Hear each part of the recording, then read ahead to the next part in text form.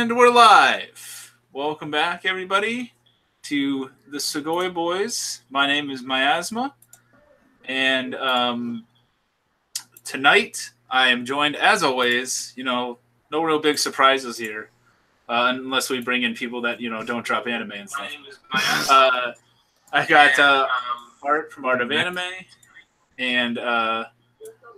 and Justin, or J Chip from the J Chip Show, aka Justin, aka I don't know. I don't have a creative name to think of when I'm alt-tabbing into things. How are you guys tonight? Starting with Justin.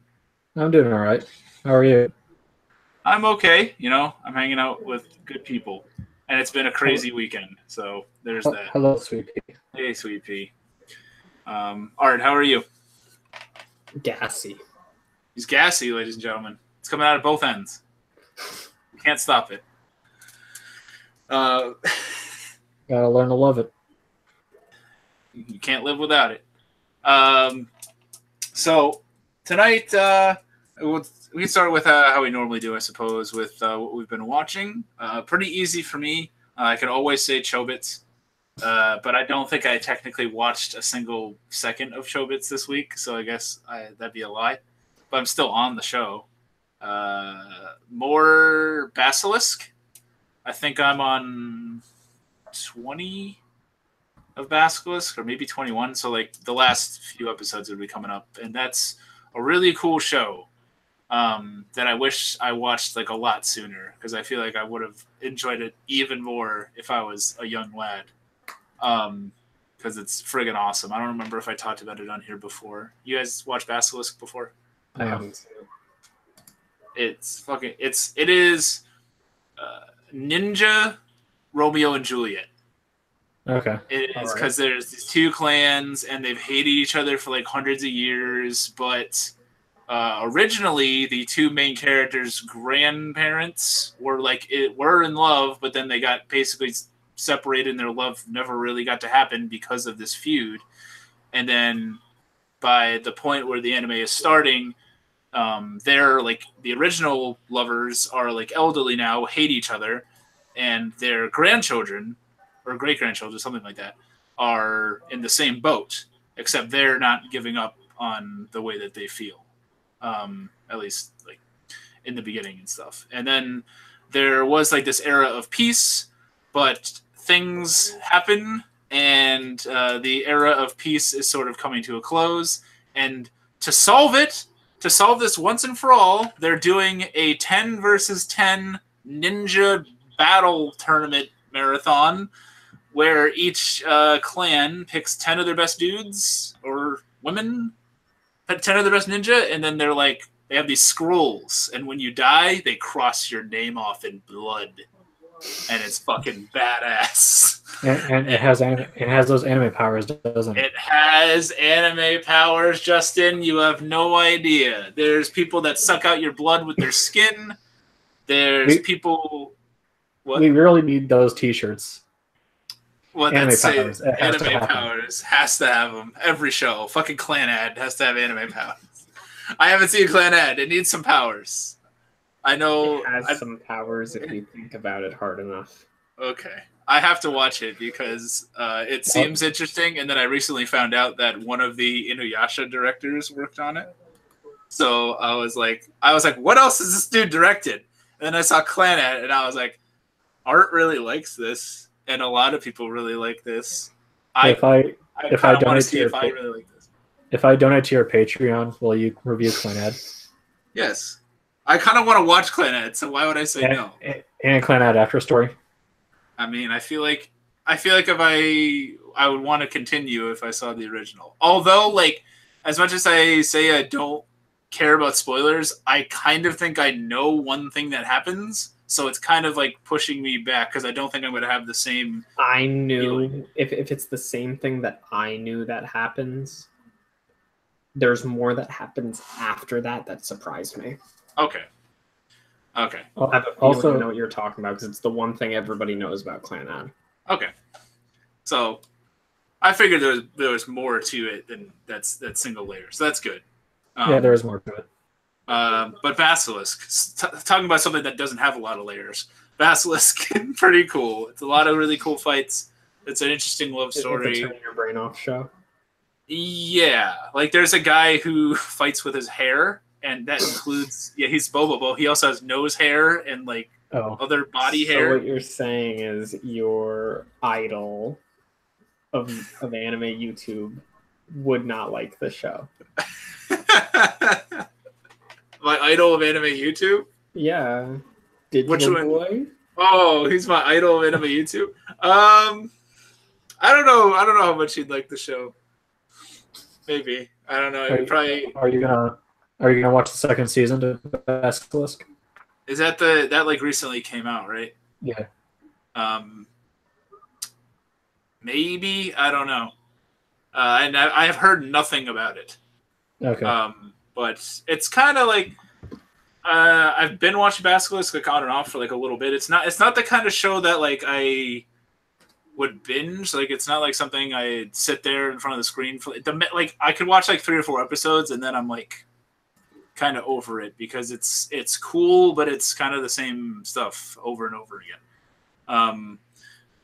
And the other thing is something I guess I could segue into when I ask Justin, what have you been watching?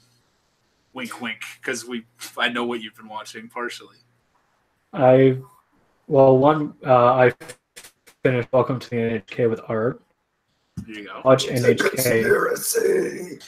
If you haven't watched NHK, I'd say you should, especially if you're really into the anime community.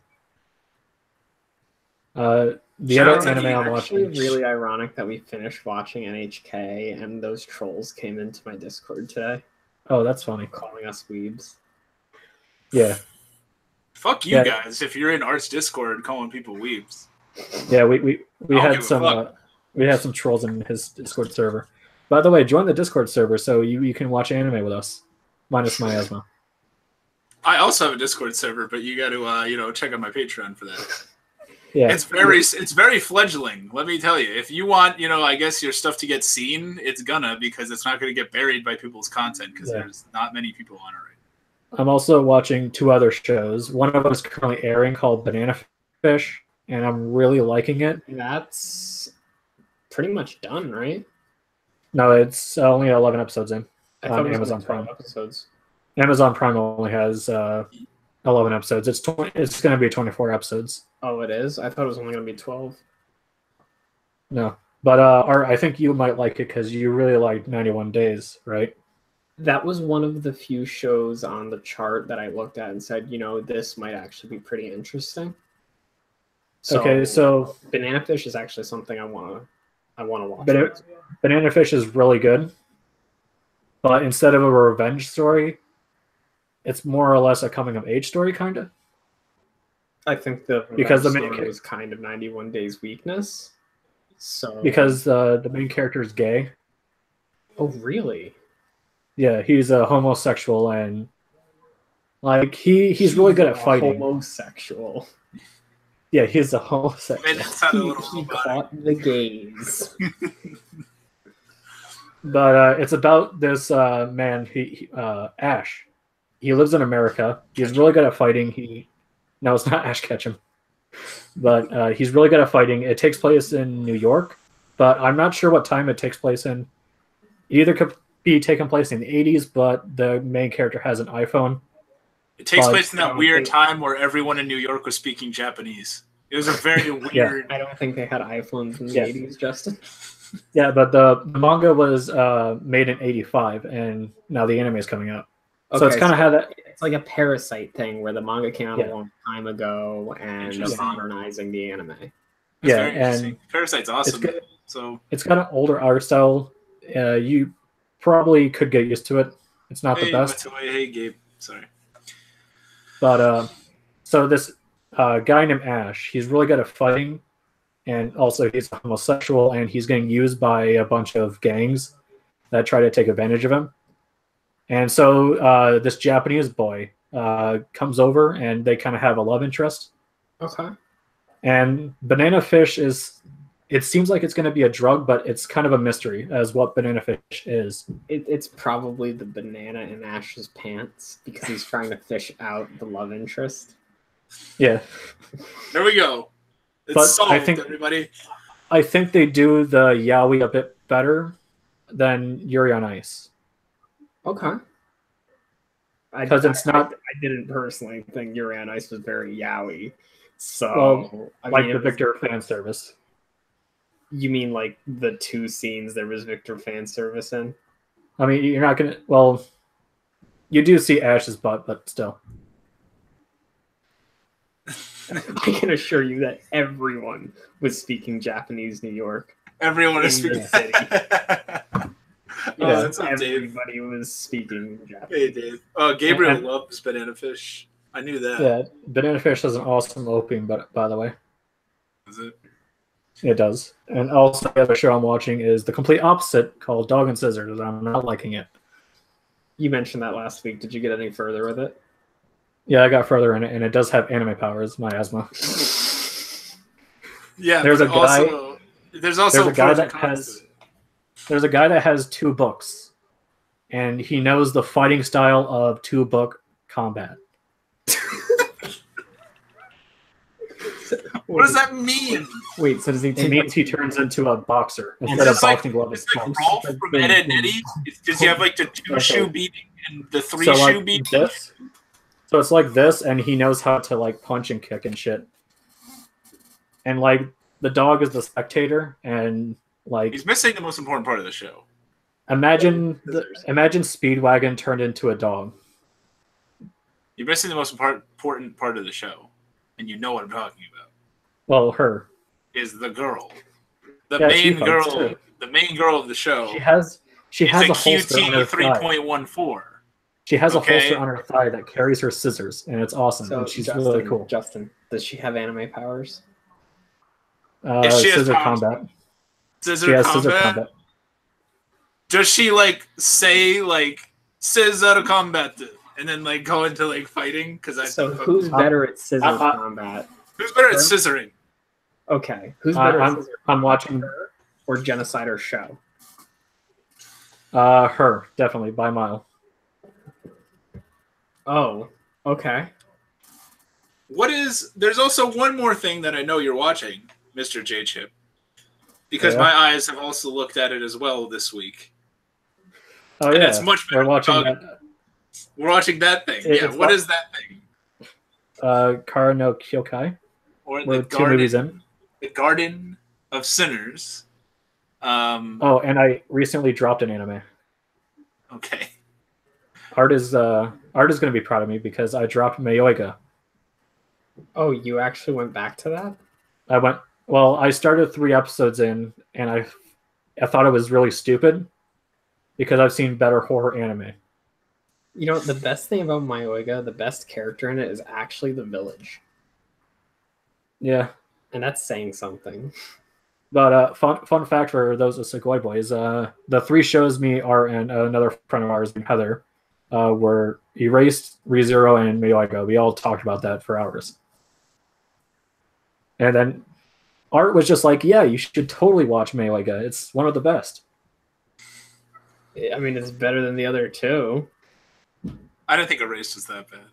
Yeah, I don't think Erased is that bad either. Compared to the manga, I haven't read it, so read the manga. The manga Okay. for Erased is amazing. And then you'll look at the anime and like, maybe I just picked up on things that normal people wouldn't have picked up on their first time.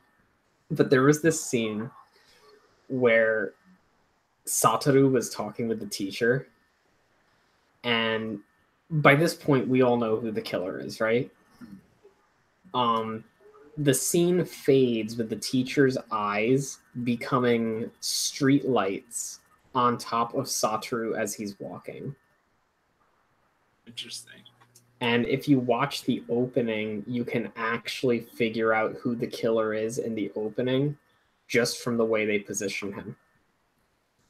Because Huh. he's the only one that always faces away from the camera. But that's all I've been watching and dropping, and yeah. All right, well, how are you feeling with Kara no Kyokai so far? I have to ask. I know, but the world wants to know. Okay, so brief feelings, I guess. The first one's really good. The second one could have been better. We are doing a video on each one, by the way. You can check that out. We've uploaded one. We have recorded another one. There's a look behind the curtain. Yeah, you can check that out if you want to go. You want to know what I think in detail. But the first one's good. The second one's okay. The second one is really just the backstory of Shiki and Shiki meeting. Yeah. And how the male Shiki met the female Shiki. But I think the real attraction is the mystical eyes of death perception. The third movie is really good. The fifth movie is really good. And the sixth movie is a huge disappointment. I've only seen up to 6. I never saw 7, which I know people really like. 5 get to that. Before you watch 7, you should watch the recap, because there's a recap movie, just so you remember everything going into 7. Okay. Yeah. We've been doing it on the how Crunchyroll has it ordered. Yeah. But I'll do that. But I really like them. I think that they're like, unfortunately, like their fan base is the Fate people, and I'm going to refer to them as the Fate people. So anything that they do is like the divine work of God. So there's no flaws, there's nothing. But it's still really good. It's one of the prettier anime that you'll see. Yeah, I mean, I like it so far. I've seen more than J-Chip has, so I don't want to spoil it, but I'm looking forward to 3. I really like 3. I also really love the title of Remaining Sense of Pain. That is like, that sounds like a fucking metal album. Like the names, the subtitles for Kar no Kyokai reminds me of like a metal band. Oblivion Recording, which is unfortunately the shitty one, but Oblivion Recording has always sounded badass to me. But Art, what have you been watching? Like Justin said, welcome to the NHK. I've been rewatching still Sangatsu no Lion season 1, trying to get back to season 2.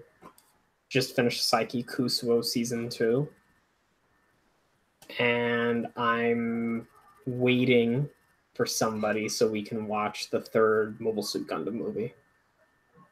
Okay. And you're still watching Hunter x Hunter, right? Yes, and Hunter x Hunter. The race is still on, everybody.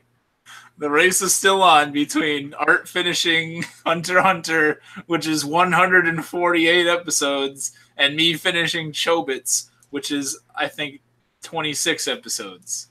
Place your bets, folks. Place your bets. There's nothing to win. You just get the satisfaction of saying I won. You can say that. You know what? As well, like every Monday morning when I'm getting out of my bed going to work, right? I think in my head, I'm like mad tired, and then I'll be like, you know what? Nah, I'm not gonna play Overwatch today. I'm not gonna do this tonight. I'm like, I'm just gonna devote tonight to relax and anime. And then I'm like, I'm gonna finally knock out Chobits. Almost every Monday morning, I'm gonna knock out Chobits just so I could say, fuck you, Justin. I finally finished it. And then I get home from work, and then I'm like, yeah, I could watch Chobits, but I could also do these like 13 other things that I would rather do. Like play Overwatch or Yu-Gi-Oh! Play Overwatch or Yu-Gi-Oh! Or watch other anime or read manga or take a shit or many of those things. Why don't you apply the rules that you apply to me, where I have to watch anime 24/7, and while I'm taking a shit, I have to watch anime on a phone. The only thing I can do that is excusable to take a break is fapping.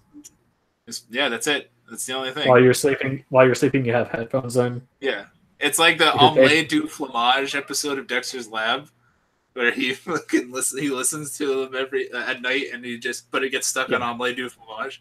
So you're gonna do that, and it's just gonna get stuck on like some OP, and the only words you're gonna be able to say are like the words to that OP. Yeah. So let's get to the topic. It's gonna be like kiss, kiss. It's gonna be the Oron OP. So he's gonna wake up. He's gonna be kiss, kiss, fall in love, and that's the only thing that Justin can say.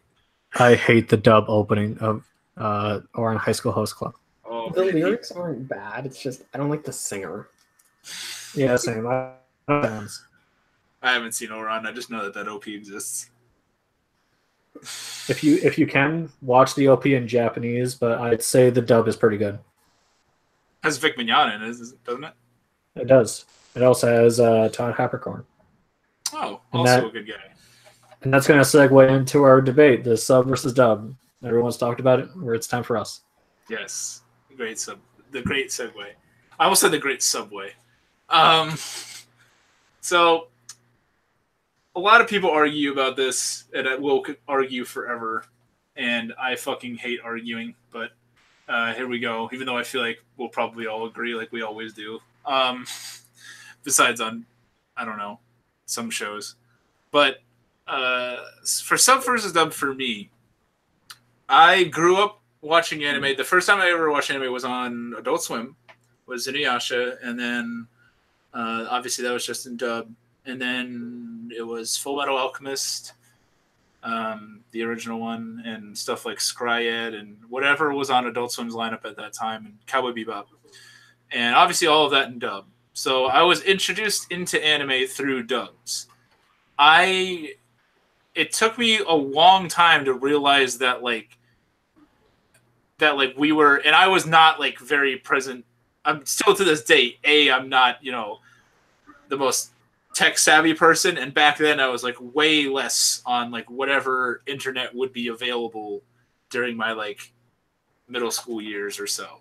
So like it's not like I was seeing anything. Like I didn't even, the thought of like watching it in its like original audio like never would really like cross my mind, because I just always thought that like we got this version of the show, so it was like this is how the show exists. So I did not even really watch subs until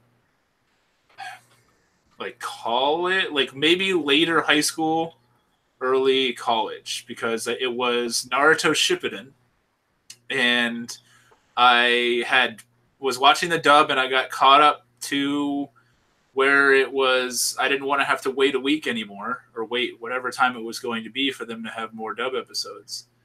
And I was like, well, the Japanese is like 100 and something episodes ahead, and I don't want to wait, so I'm just going to keep going. So then I switched it to Japanese and kept going from there, and then I was like, I'm just going to watch whatever. And then over the years, people have recommended me shows that don't even have a dub that are really good. So as far as like a preference, I guess I would say that I would rather watch a dub, because I think that a dub has a lot of like I could do other stuff and watch a dub and listen to the dub. Like I could, if someone like if my phone goes off or something like that, I can look at my phone briefly, still be listening to the dub. I don't have to be focused and reading because they're speaking a language that I don't understand. So like for that aspect, I like it. I do also like a lot of people hate certain English voice actors like J-Chip.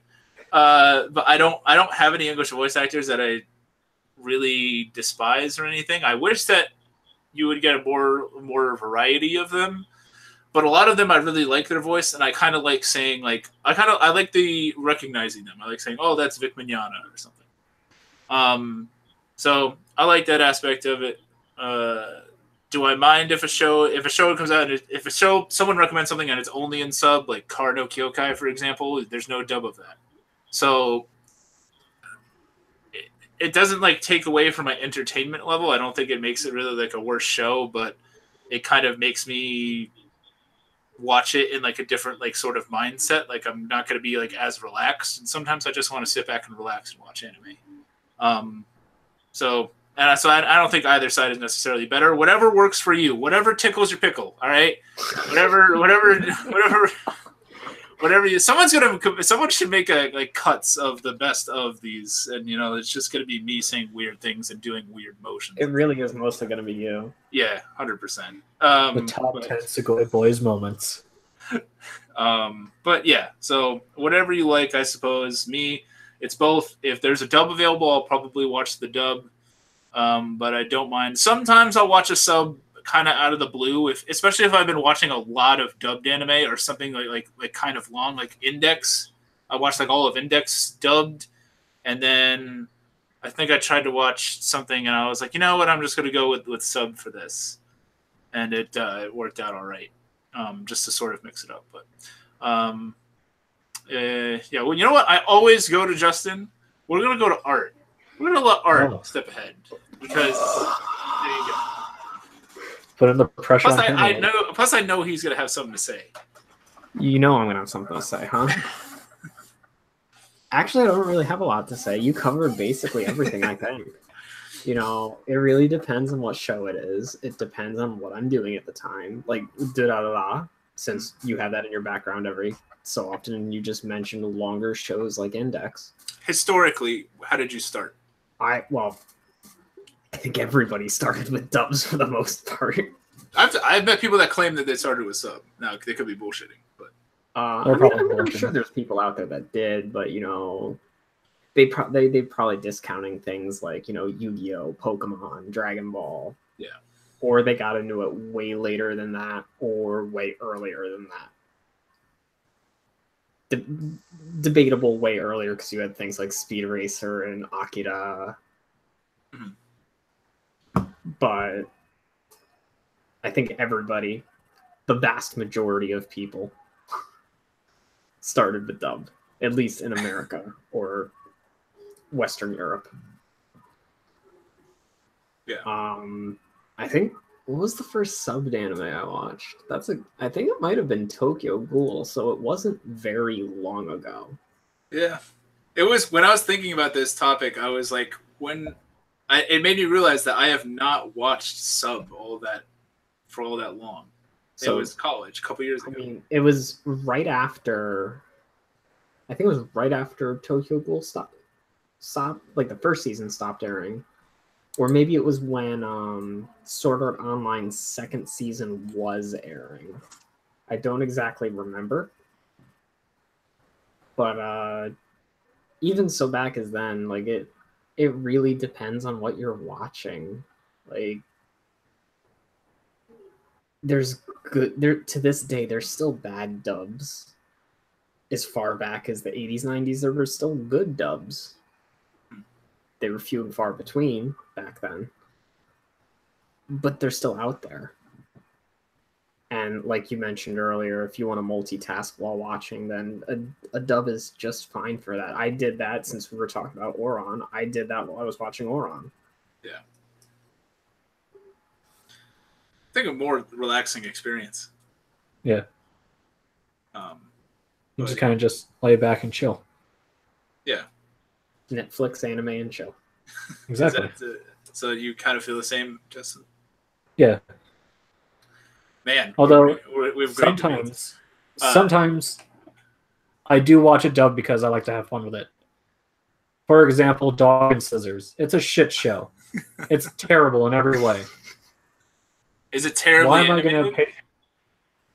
Is it on top of it? Oh, it's Gonzo. Is it Gonzo if they're trying, or is it Gonzo for everything else?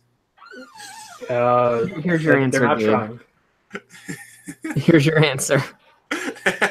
There's the point.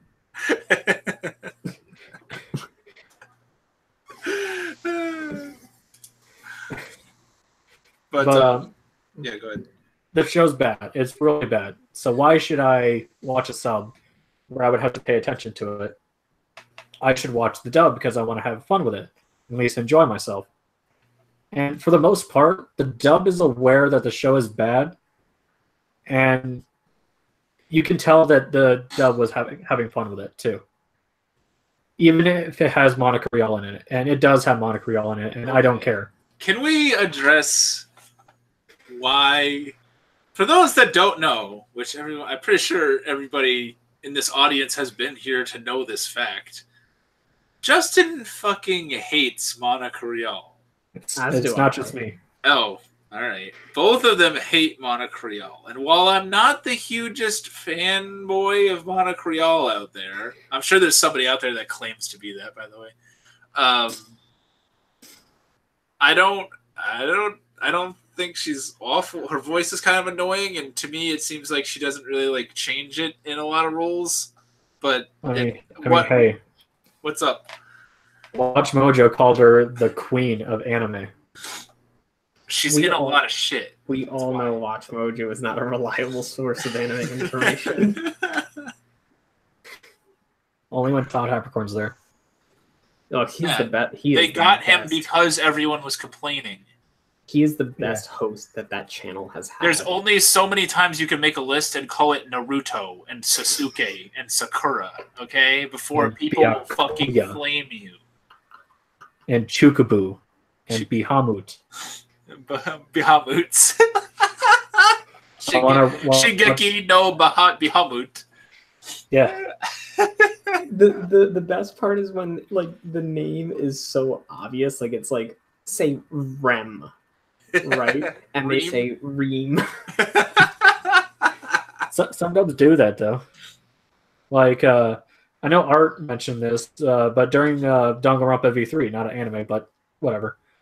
The dub of it, they say Korekia instead of Korekia. And I believe in the Clannad dub, they misspell Nagisa's name into Nagisa. Nagisa. So if I watch Clannad, am I supposed to watch it? Japanese, yeah. Okay. Well, okay. I guess do you have? Here's your chance. Do you have an actual shot at Monica Rial? Because you know she definitely watches my channel. Do I have a shot at Monica Rial? What is your like? If someone says, "Oh, what? I really like her. Why do you hate her?" I don't know why they sound like that, but they do. Justin, or both of you guys, like why? Okay, I just think like. I think she should be voicing older characters now. They still play her so hard in like the Lolly character role. Like recently, not extremely recently, but within the past few years, you had her playing the girl from Tanya from Saga of Tanya the Evil. Okay. Yeah.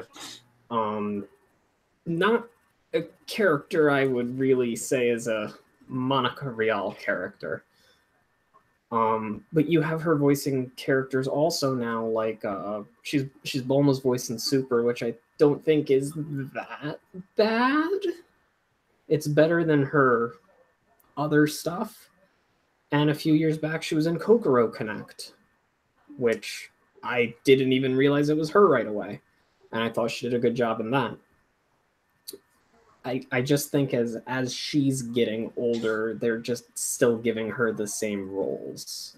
Yeah. Which is not what I want to keep hearing. Yeah. She's Index in Index. Surprise. Index is a little lolly nun girl. That and on top of like her voice is just ear piercing. Yeah. Have you guys seen Michiko and Hachin? No. Because in Michiko and Hachin, I might have to be fact checked on this because I might be wrong. But I believe she plays Michiko, who is the whole show takes place in South America. And she plays this like really like mature, badass fucking like 20s, maybe 30-year-old woman. And for the whole show, I did not know it was her until I read the credits on like episode 21. Or like, very late in the show. I'll have to check that out. It's kind of a meh show. It's all right. It's one of the just for the voices, really. Yeah. Michiko and Hachin was like a role. I could be very wrong about this. Someone to chat with them, but I'm pretty sure it's her. Yeah, go ahead. I think that she's Michiko in that, which was super surprising.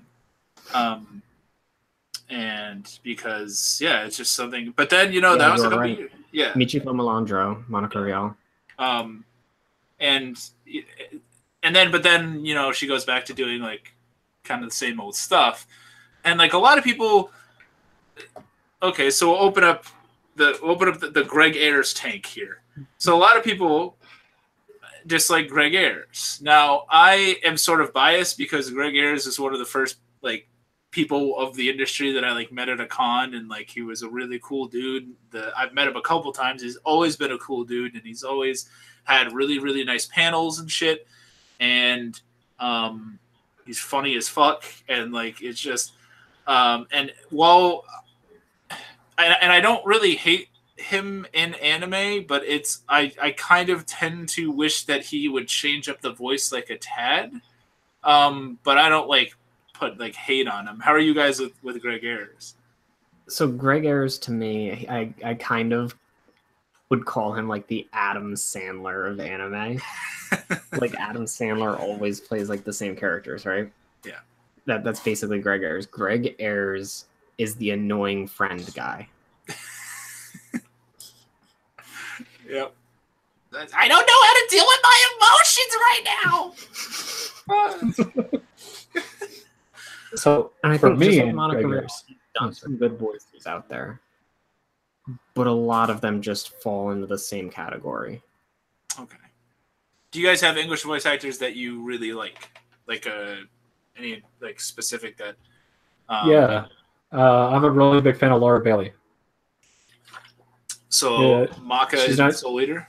Correct? She's not doing anime anymore because I guess she's hit the big leagues, but whatever. She's in real acting now. Yeah, she's in video games now. But I mean, for what she's done really good. As far as my female voice actor, even though this is cliche, but I really like Steve Bloom. For people that may not know, so like Laura Bailey, Maka and Soul Eater. Yep. She's MFMA. Go ahead. She's Toru Honda from Fruits Basket. Of course, that's We say in Persona 4. we say in Persona 4. Yeah, she's in Persona 4. Steve Bloom. She's lost from. Yeah.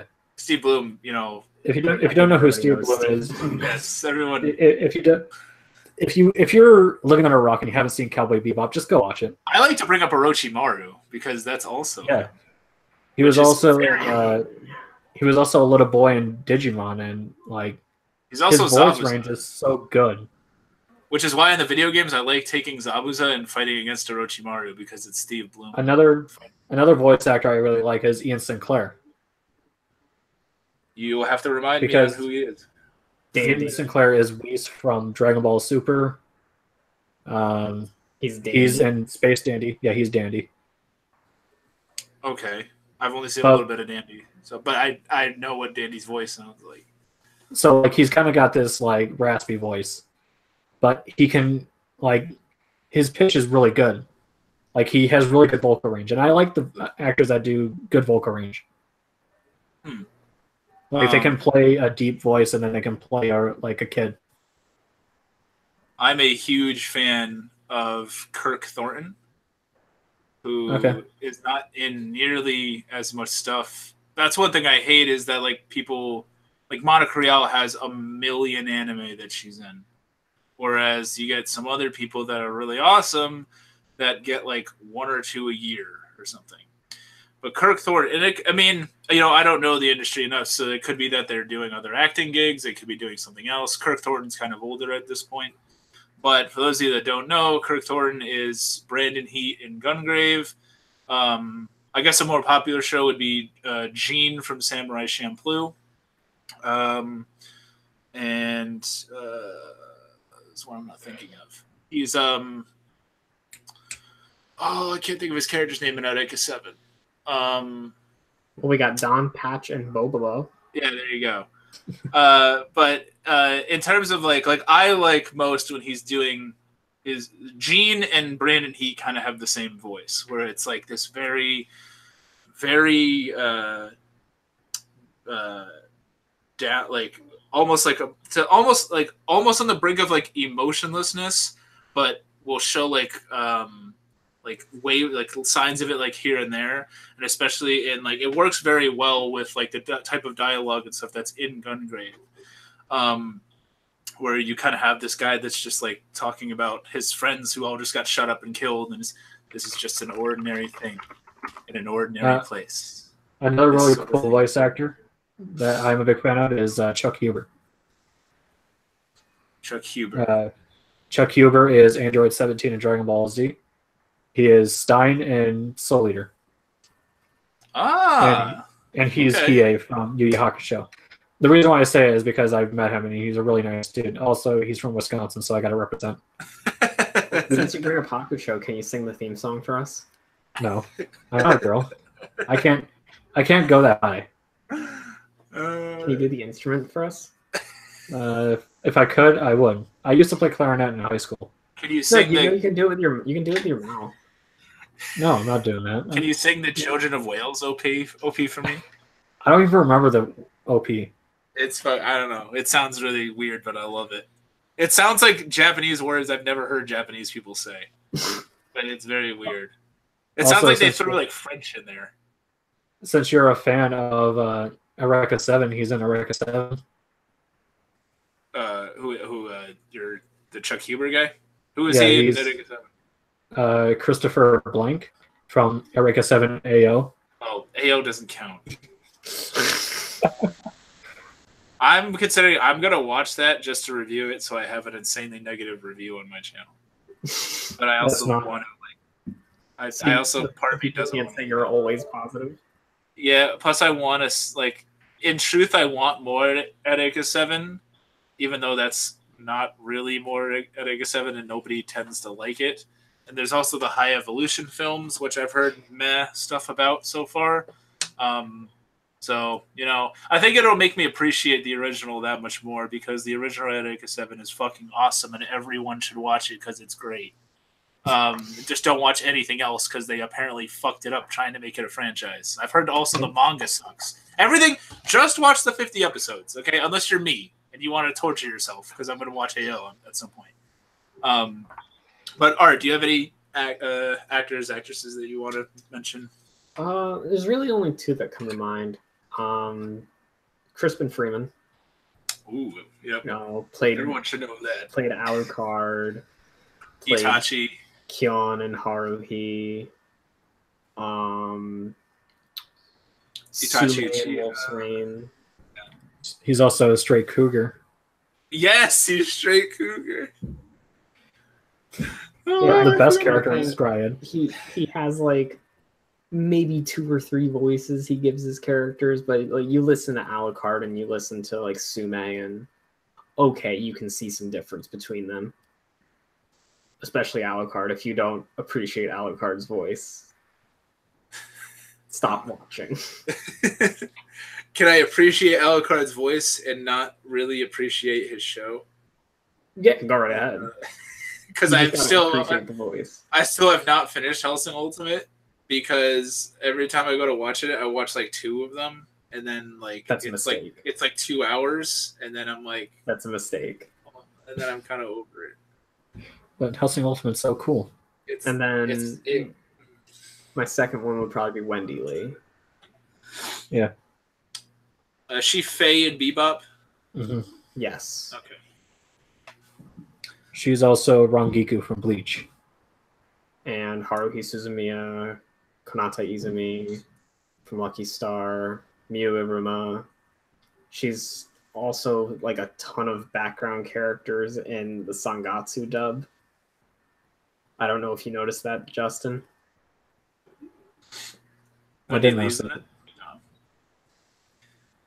David mentions that Richard Ian Cox, who's Inuyasha, by the way, that's a fucking he doesn't do like anything else. Yeah, and then Matt Hill and Sam Vincent, who are both from Ed, Edd n Eddy. But interesting fact, Matt Hill actually did one of the enemies in Inuyasha. He does Bon Kotsu, the leader of the band of 7. And it was really weird for me hearing that because he sounds like Ed, but he's a villain and he's not an idiot. You should tell us what the voice actress of Sangha has been up to. Kelly Sheridan, she does Barbie. Yeah. She's famous for being Barbie, more so. I'm not shitting you. She's like Barbie in like every one of those like Barbie straight to DVD movies for kids. If most Barbie movies from like maybe like she might have like stopped recently, but any of them from like, not that I've watched all of them, but like, what do I care? I mean, you want to follow Sango everywhere, don't you? Yeah, I wish she did more anime. She was also in Nana, but I have not watched Nana. She's one of the Nanas, apparently. I haven't seen either. I also want to watch that, but I've heard it's a drag to watch. I've heard it's not a simple watch. I've heard it has a incomplete ending. That also pushes me away. It has really cool OPs, though. Does it? That much I've heard.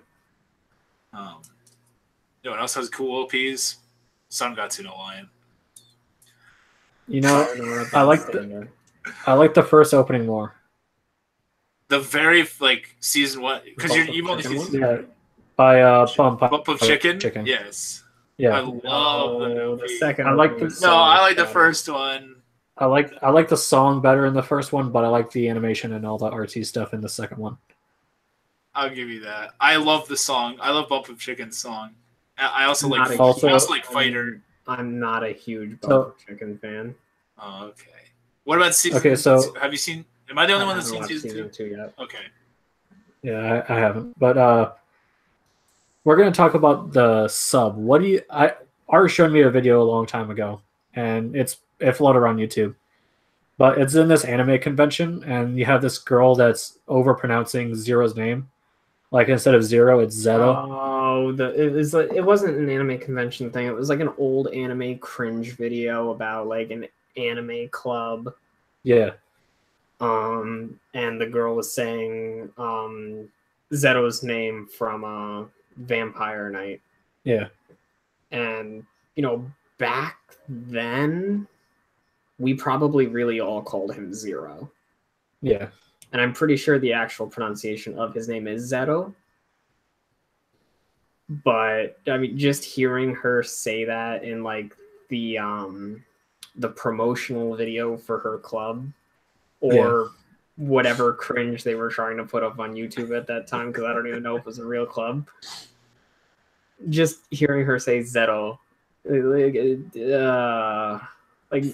But- if looking towards a casual perspective, like you would probably want to call him Zero. Like, say you've never seen Vampire Night, my ass, and I said, Which I haven't. okay, so you don't even know who I'm talking about. No idea. Okay, so would you want to watch, like, say you've never seen anime before, and I tell you the character's name is Zero, All right. but you're kind of familiar with, say, like Mega Man Zero, okay? It makes me So, think like- of Code Geass, to be honest. But Okay, that too. Okay, but okay. Yeah. If I told you his name was Zero, you'd be like, okay, that's kind of an edgy name. It might be cool. It might be garbage. I don't know. But what if I told you his name was Zeto? I would think you're like trying to be a tryhard to pronounce Zero. I would think maybe it's spelled a little differently for some reason. But then but I show you how it's just Zero. I would say his name's Zero. But like, the point is that we've all been attacked by people that like think that like not pronouncing the name correctly is like the sin of all time. I have a cringeworthy dub thing that actually applies to Basilisk. Okay. So this is, and I don't know how old Basilisk is, but it animation wise, it seems like, I don't know, definitely a 2000 show. But it has this thing that I haven't heard besides in like older dubs where they use the honorifics. Okay. So like they use Sama, and then like to like the really higher people they say like Dono, but and they use it. 2005. They use it every time. Every time they mention everybody's name, which you don't see like in dubs anymore. So it's really off. It was really off-putting for me, and I still notice it every single time. I kind of have a preference with that. So I don't know anything about Basilisk. By the way, I saw it came out in 2005. Okay. That much I know. But is that like does it take place in Japan? Yes. Modern Japan. No, I don't think Is it so. like medieval No, like, Japan or something? yeah, there's no like feudal. I always say a feudal era from Inuyasha, but there's no cars and shit. So like maybe the same world as Naruto, but I don't know. There's definitely Okay. not like planes. So I'm gonna say, okay, you have a show like, let's say, I'm trying to think of something really out there. That's Fooly Cooly. okay. No, because that takes place. No, I'm trying to think. Let's say Code Geass. Code Geass. Right. Because it takes place in an alternate reality where, Britannia took over Japan. Okay. So it's not our reality, right? Right. And Japan is no longer Japan. I don't necessarily think you need to go up Suzaku-san or Rerush-san. That's not necessary. I would rather them say Suzaku, Rerush. Yeah, I'm the same way because it stands out to me, especially when they're like it's big battles going on. So then if the girl's worried about her friends, she'll be like, oh, Satoshi-sama, Sagamatsu-sama, and she says Sama after like each one, to the point where I'm thinking that there's another guy named Sama, and there isn't. But then on like the opposite end, like if it's like a slice of life show that's taking place in Japan, or even something like Persona, I'm fine with the dub keeping like the honorifics, because then it feels like even though they're speaking English, they're still from their country of origin. But when that country is ambiguous or it's different, I don't think those should be carried over. Like it would be weird if, say, the Full Metal Alchemist dub started turning around and saying, Roy Mustang-san. He does say brother a lot. They do have a lot of brother. Well, yeah. That's how my dad refers to it. That translates pretty easily, you know. Oni-chan, Aniki to brother. To that extent, Justin will know this. I don't know if you've seen it too, Art. Shakugan no Shana? No, I haven't seen it. Okay. Shakugan no Shana. Did you watch it in dub, Justin? Yeah, I watched it dubbed. Okay. I watched it a little bit in both. And there's a certain character that is like this, like an older woman character, maybe 30s or 40s. The lady with all the nursing rhymes, and she has the books. I don't remember her name. The other witch, not Shauna. The one with the purple. Oh, can't remember. She's kind of like Bishamon. Yeah, she's like the Bishamon of the show. She's the other strong like witchcraft. I'm gonna say witchcraft. The power user in the show. And she's an antagonist at one point, and then she kind of helps out. And then she's like a rival. Yeah. And then the best way to think about her is like she's the female Vegeta. She recruits these like Rob the Jotaku. Is she sexy? Yeah, she's actually kind of sexy. Is she waifu? That's no, crazy. She's kind of like annoying. But like she's like a less cool Bishamon. But she recruits these two normal human friends of the main character.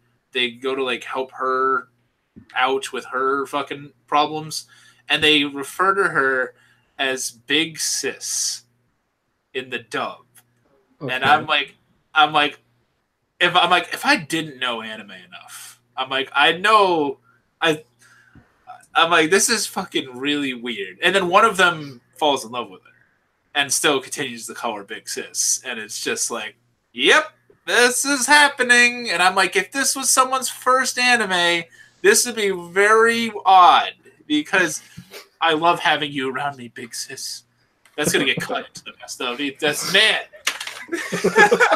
You just walk into this all the time. Do you remember that, Justin? It's in like season 2. And yeah, I remember it. But it was also really off-putting. Also, her name is Marjorie. Marjorie Law. Marjorie Daw. Marjorie Daw. Something like that. She fights with nursery rhymes, which yeah, her book is annoying. You can kill it, burn it in a fire. Yeah, but just like Marjorie, she's fine. But what do you think of dubs actings? Like, for example, in Squid Girl. I don't know if you've seen Squid Girl. No, but I know that they changed her. Go ahead. So they changed kind of like her dialogue a little bit. All right. So you know how in Japan cats are not meowing, they're meowing. Yeah. So she's a squid, right? So she's making noises that squids would make. However, in the dub, it wouldn't really work because it's not really a Japan thing. So they decided, instead of like making her make all these noises, she's making fish puns and like seed puns. Why didn't they just make her like make squishy sounds? I mean, she kind of does that. That's not weird. I don't know. I haven't seen Squid Girl, so I don't really have much of an opinion. there's a challenge to that. I feel like, I mean, you gotta kind of go either way. Like, there's probably a lot of situations like that in anime that you don't even like hear about for like a long time. So like with a dub, I understand that you're trying to market towards Americans, but like most of the anime isn't really aired on American TV. Squid Girl, I know for a fact wasn't. Like, but maybe they could have kept that in for like a DVD release, because Squid Girl was never going to get shown here. I know with Shampoo, they have like you have the character Mugen, right, who is the rough and tumble of the two samurai, and in he's from like this really like he's from the Ryukyu, which is like prisoner islands way in southern Japan, and it's his like character concept is he was basically raised on this prisoner camp and doesn't have parents and abides by no law and doesn't give a fuck about anything but himself, and is also very uneducated. But and I guess so like in the Japanese, he sounds like he sounds like someone that is definitely like uneducated, and that comes off a little better. And in the dub that he's voiced by oh my god, Spike Spiegel, Steve Bloom, who we mentioned. Yeah, Steve Bloom, who gives him a badass voice, and I'm glad he gave it the badass voice, but it doesn't have that same. Now, I didn't watch Shampoo in the sub first. I read about that later on, and so I guess it doesn't like because he doesn't sound uneducated. He just sounds like a punk kid. Like he sounds like a very like disrespectful person. And it comes up later in the anime. Here we would associate that with uneducated in some ways. Yeah, that's true. I'm saying that's maybe that like the effort that they went to. They're like, okay, instead of having this guy who's a central character who we're supposed to be like he's strong and we have some semblance of respect for this guy, we're not going to have him sound uneducated this way. We're going to have him just be disrespectful to everybody. So I thought that was an interesting way that they went about that. Yu Yu Hakusho does that too. Do they? They did it with a character named Jin. In the Japanese, the voice actor for the Japanese gave him a much more northern Japanese accent. And so in the dub, they decided to give him an Irish accent because they both kind of sound similar. Is this the guy with the knife fight? No, Jin is the wind guy. Oh, okay. All right. He's got red hair. Okay. I don't remember. Because the guy with the knives has like an Australia accent, if I remember correctly. Yeah. Which is also cool. Yeah, some of these people do accents. And that's another thing I want to talk about. Like, we were talking about 91 Days. You know, that anime doesn't take place in Japan. I like hearing the accents. I think it would come across better in a dub. And I think the dub made it sound cooler. Definitely, but I think Bakuno really nailed it more. Bakuno's dub is really, really good. If people say, like, I never listen to dubs, I'm like, well, have you seen Bakuno? And they're like, no. And I'm like, well, all right, try to watch that in the sub and then watch it in the dub and tell me how different it is. And same with Black Lagoon. You know, the dub's the way to go with that show. Unless you really want to be speaking in English all the time. Except for the scenes where Revi's like talking about like you and me, we go around the back and we shoot them. Like, she talks like that. But we're supposed to talk about pirates in this episode, are we? We were. Okay, so here's the thing about pirates. Pirates are badass. I like them in Assassin's Creed 4, but ninjas are better. To be honest, I did not think part of me figured that we would agree on sub versus dub, but then we had a ton of really cool, interesting points. With like piracy is probably more the same thing along the lines of like, and I've said this in my reviews, and I always recommend this because I usually say if it's skip the show, stream the show, buy the show, whatever the hell, watch the unless I say don't watch this, well, don't give a fuck about what I say anyway. Watch the show however you want to do it. Honestly, the world's going to keep spinning. All right? The birds are going to keep chirping. Everything's going to still happen. Okay? People are going to enjoy it. People are going to hate what you're doing one way or the other. Watch the show the way you want. Do I think I like collecting? That's my thing. Do I wish more people collected? Yeah, that'd be cool. I feel like people should own stuff if they want, but I don't think that the industry itself really makes that any easier when we have Aniplex making box sets of half of a season of a show that are $200. Yeah, shout out to March Comes In Like a Lion over there on my shelf. But yeah, so that's me. Justin, how are you with Gayos? So like, if a show's not out here, like Neon Genesis Evangelion, there really isn't a legal way to watch that unless you really want to watch the Rebuild movies. But it's still different. Yeah, I mean it's different, but you probably like don't want to start with those. Don't start with the Rebuild. So you gotta put on your pirate hat and you just gotta deal with it. Or you want to shell out $1 billion to buy the DVD. Another show like that is Monster. Yep. It's really hard to recommend Monster because there's a whole shit ton of like complicated shit with that show. All of it's dubbed. That is the most fucked up situation. It's all dubbed. I watched the whole show dubbed, but no one, whoever has the rights, I can't say no one has the rights to it. Somebody has it, but whoever has the rights to that, they're not doing anything with it. And they have DVDs of it, but it's only half the show. Yeah, I thought it was even less. I thought it was like 13 that they released or something. They have all the manga out here. You can read the manga just fine, but honestly, you should watch the anime because the atmosphere is just better. I feel like it's way better as an anime. There's a lot of sitting around. And Monster has some really awesome music. Monster's an amazing show that people should watch. It is. Pirate the shit out of it. I don't give a fuck. Yeah, if someone licensed it and put it on Blu-ray, my penis would probably explode. I ain't got no Crunchyroll sponsorship yet. Guys, if you're watching this on Crunchyroll, I don't mean anything that I just said. Give me money. Everybody should get a free 14-day trial in the description. From Harry Lolly. Wow! Crunchyroll.com/Harry Lolly.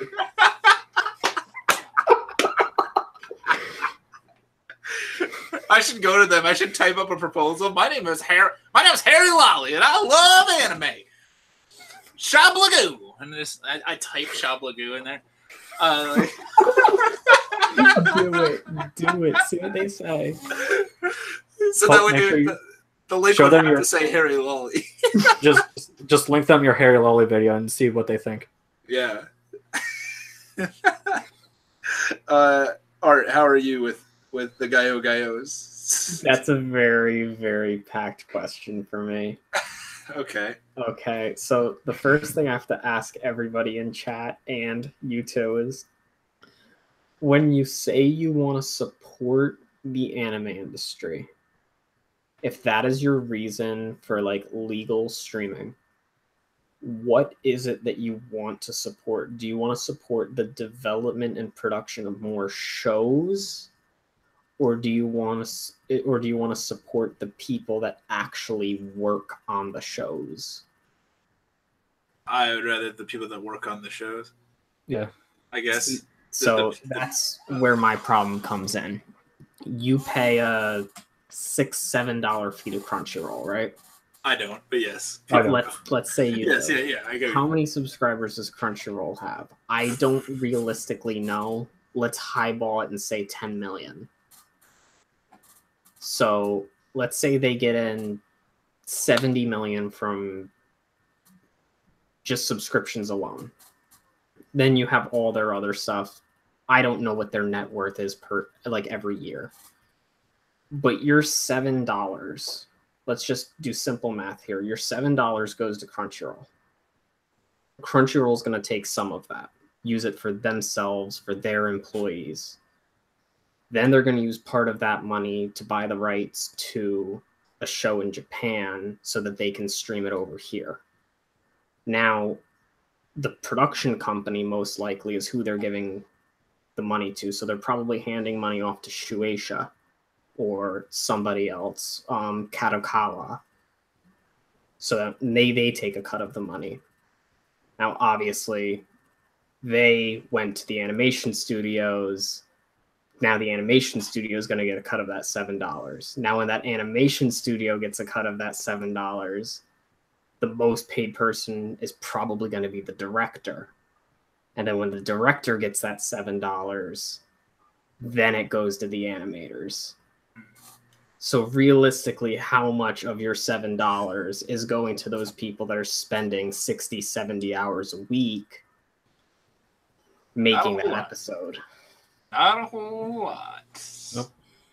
So the way I see it is when you do pay for Crunchyroll or Funimation, you're kind of enabling this mentality over in Japan that you can overwork these people, which they shouldn't be going through that. They really shouldn't be being... I don't know if you've ever seen pay stubs of the people working for like JC staff or anything, but their take-home pay is very little.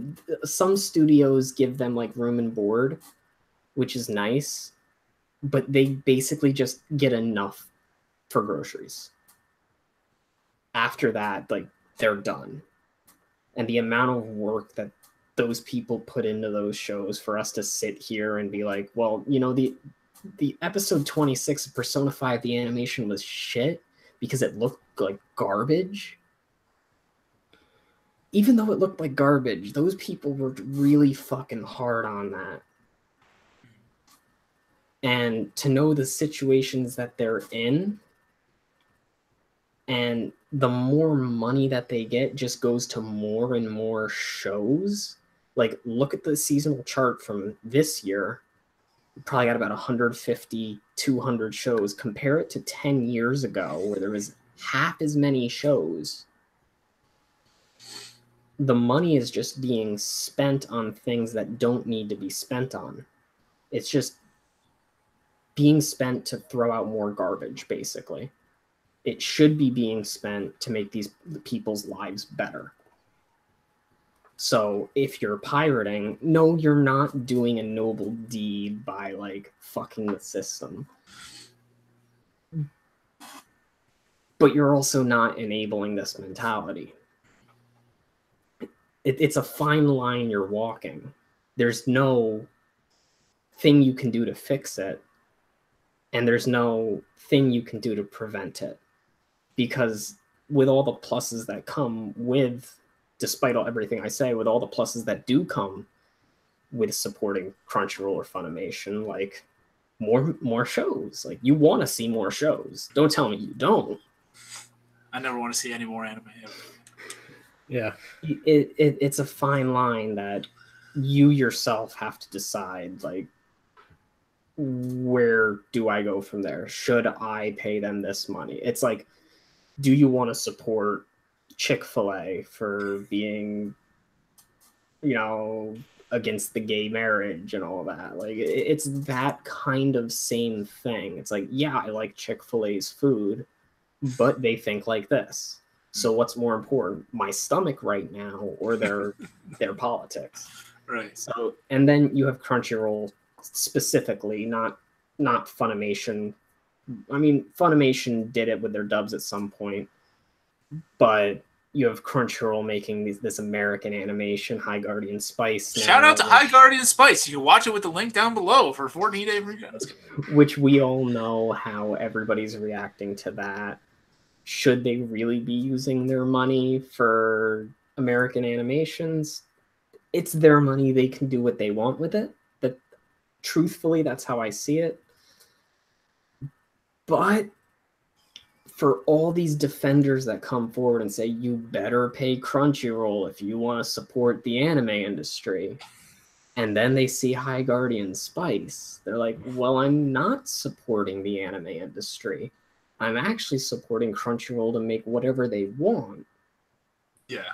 And then do they do this at the cons that you go to, where if you are, at least at Anime Boston, if you are a Crunchyroll member or Funimation member, they will have their own booths where you can go and then, like, you log in or something, and then you get like specific, like they give you like extra like posters or like bags or like other shit. And it's just like, I see this like line of people there that are getting this like poster that I could not probably really find. aware of any of that.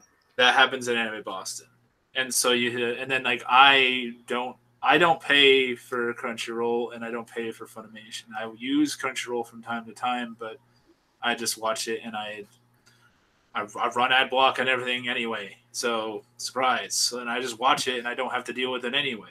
I do pay for Funimation.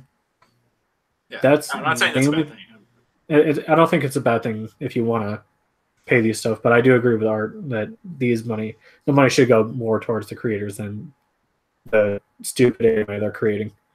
But in that case, but sometimes sorry, my bad. But sometimes there's other stuff like Netflix, for example. Like they have these Netflix original shows. You know, I kind of question what they're using their money toward, because they got a lot more stuff than just anime. Well, there's a few more things I want to touch on with Crunchyroll, but since you brought up Netflix, I actually think Netflix is doing kind of like, of the major ones, I think Netflix is actually doing the best job. Yeah, I think it's shows aren't really Netflix original. We know that. Like, as anime fans, we know that. But, you know, they're Netflix original in the sense that with some of them, Netflix only owns them. And with others, like Devilman Crybaby, they actually put money forward. Like, we'll give you the money to make this. We'll put it on our streaming service. Now, Devilman Crybaby is actually very important with that, because Netflix putting their money forward is Netflix saying anime is worth buying. And for them to come out with a product like Devilman Crybaby, which is artistically so original, that speaks to what Funimation and Crunchyroll could be doing with their money. Yeah. And also with Netflix, I personally don't give a shit that they pop up all the episodes at the same time, all at once. It kind of sucks if they wait forever to do it, but I don't care about week-to-week stuff. That's like my one critique with them. Like, I think they should, because they did test it out in a different country, over in Europe, I believe. Okay. With the week-to-week thing. I think they should give people that option, because there are people that are going to want to watch it week-to-week.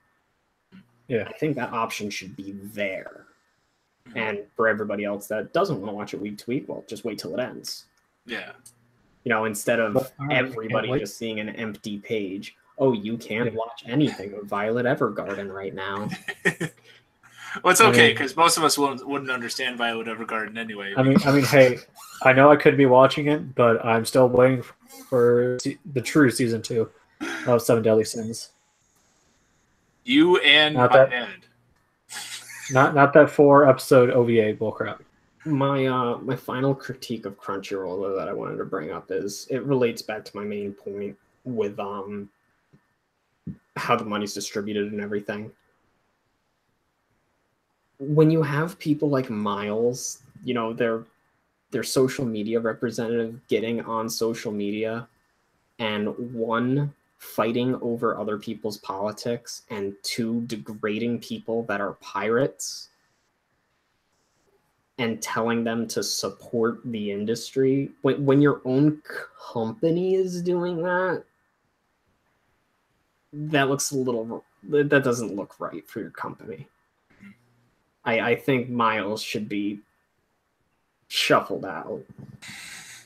And the thing is like, people, you know, I hate to do this every single week, because you know that's gonna label me as the fanboy.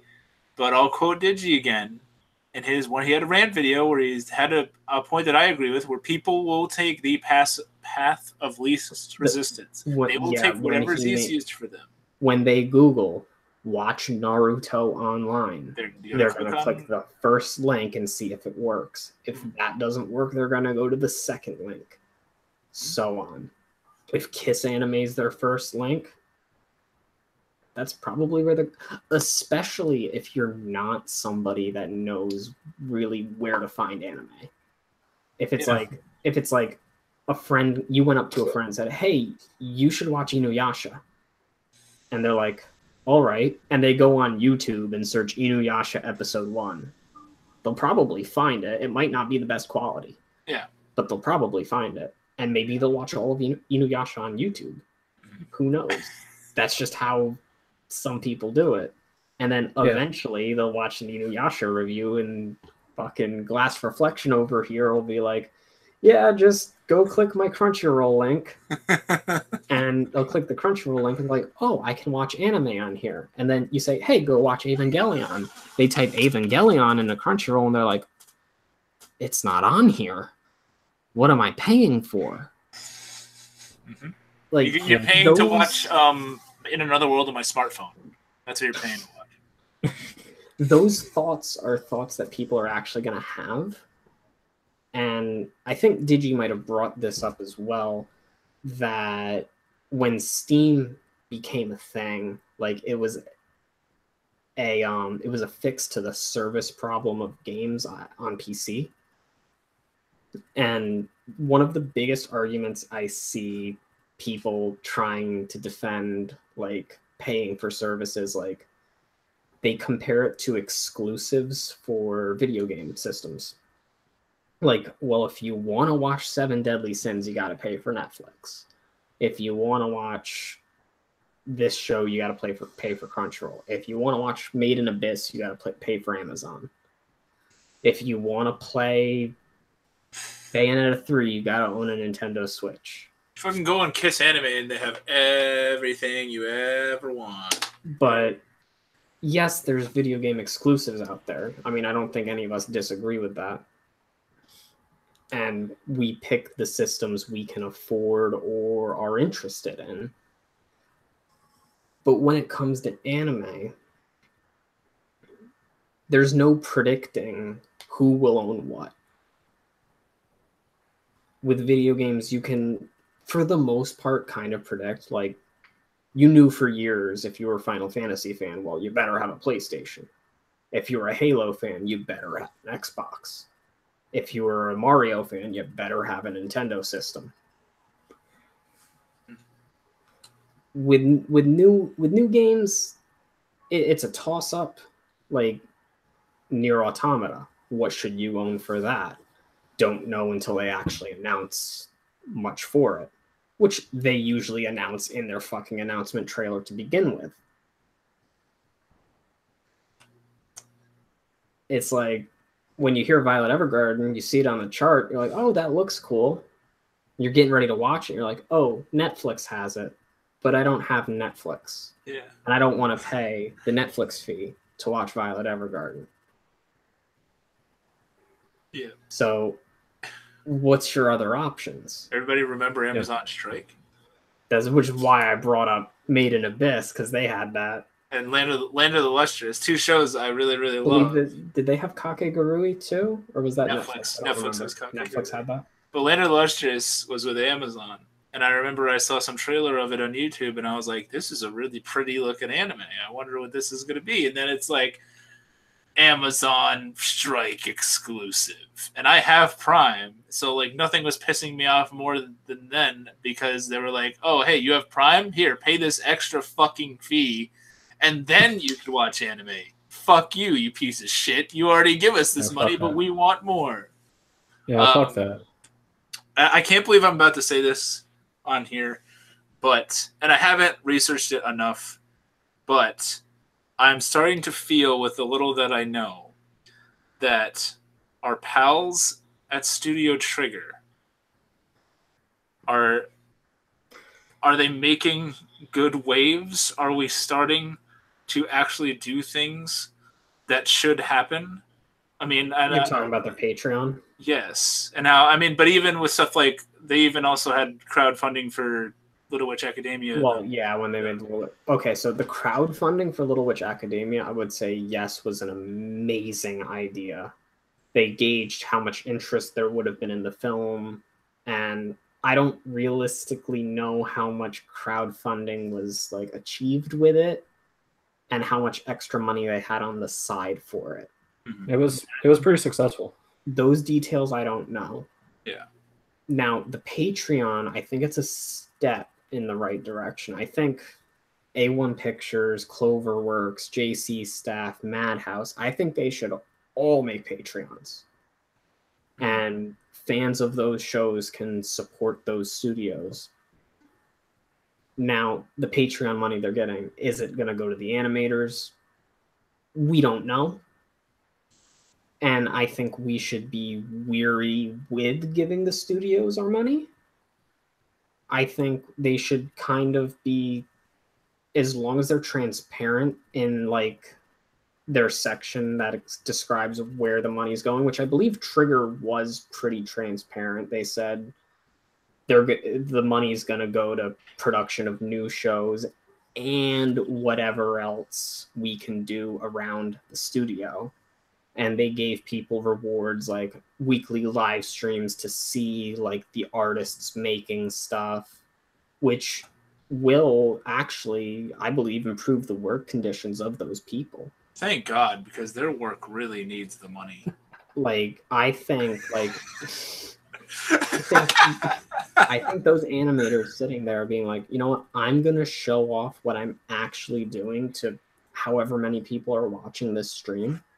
It'll actually give them more of a sense of accomplishment than just, I'm drawing this to make a show.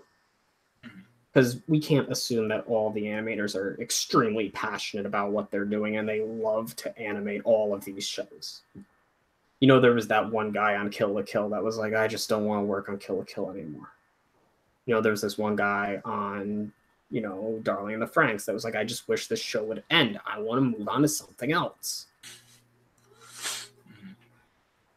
We're all at that point in our life with something. And I think they're no different. But I think them being able to show off what they're doing is just going to be good for their work environment. And even if it doesn't increase their pay by anything, at least they might be a little bit happier. So it's progress. It's not Trigger saving the industry like baby steps. No, they're like a million people are saying. But not me. That sentence will never come out. I have admitted enough of Trigger doing positive things for the next lifetime. But I do believe Trigger is taking a step in the right direction, and other people should look to them to move forward. Like Trigger made the first step. Now Madhouse needs to take the next step. Studio Bones. Hey, Studio Bones, I like a lot of your shit, man. Why don't you, not everything you make is probably perfect, though. That's the thing. I mean, that's true for every studio, let's be real. Yeah. You know, I'm sure Dog and Scissors studio probably Gonzo. Did else. Gonzo I think, Gonzo did NHK, so there you go. I think Gonzo could use a Patreon. You know what? They did. Have you seen Afro Samurai? No. Parts of that look really good, and then it's also like an OVA, so the money. I saw one episode of their new anime that came out about the spirits in the bed and breakfast, and it's really choppy. Is it really? They're not a great.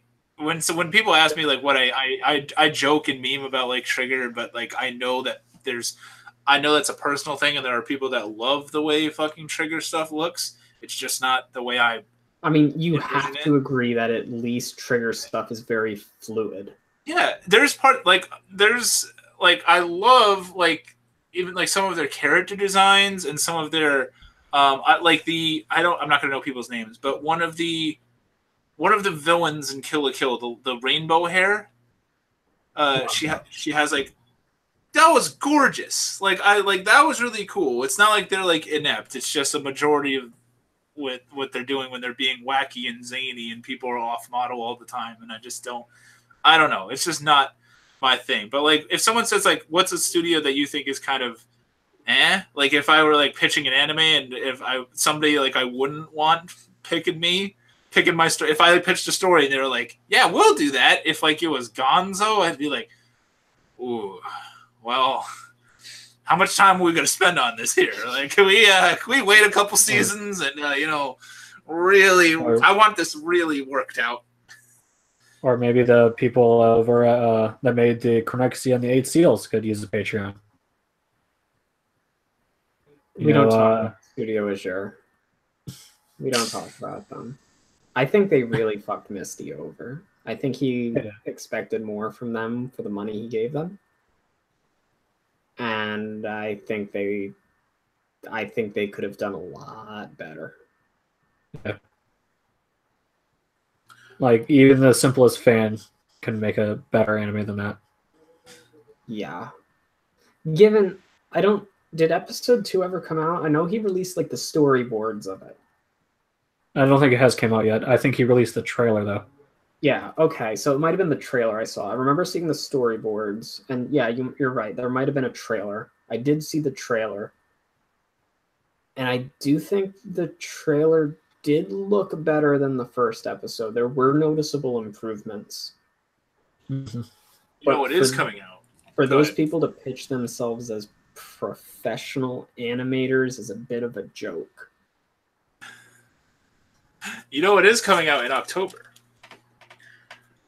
Season 6 of a little thing, Volume 6 of a little thing called Ruby. It's nice that you bring that up too, because that started as just a bunch of Monty Ohm and like 3 people in a garage at Rooster Teeth were like, "Hey, we're gonna make a show." And they're like, "What? We're busy playing games and shit over here. Yeah, do whatever the fuck you want." And then they like. No, Ruby's the greatest counter argument to Chronexia and the 8 Seals, though, I think. Like, you have these people pitching themselves as professionals, saying, you know, we're going to make an anime.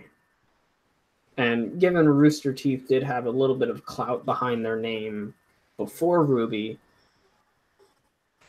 they were still only a few people making the show. Yeah, Volume 1 does not look great. If people out there have checked out Ruby, I love Ruby, and Volume 1 is still. It doesn't look good, but considering that it was only a few people making it, and even then, like it wasn't. Volume 1 wasn't the greatest story either.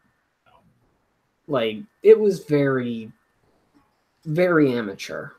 Yeah. But as it got popular, as Rooster Teeth got more popular, the show just took off and people loved it more. A pity that Monty didn't get to see that. Yeah. It was pretty sad. But still going. Volume 6. You know what else is still going? It's the Sugoi Boyz podcast, but not for tonight. Because this was an extra one, but this was great because we got 2 bait argue-worthy topics for people to, if they ever watch this, to type down below and tell us why we're wrong and stupid. Yeah, we talked for an hour and a half.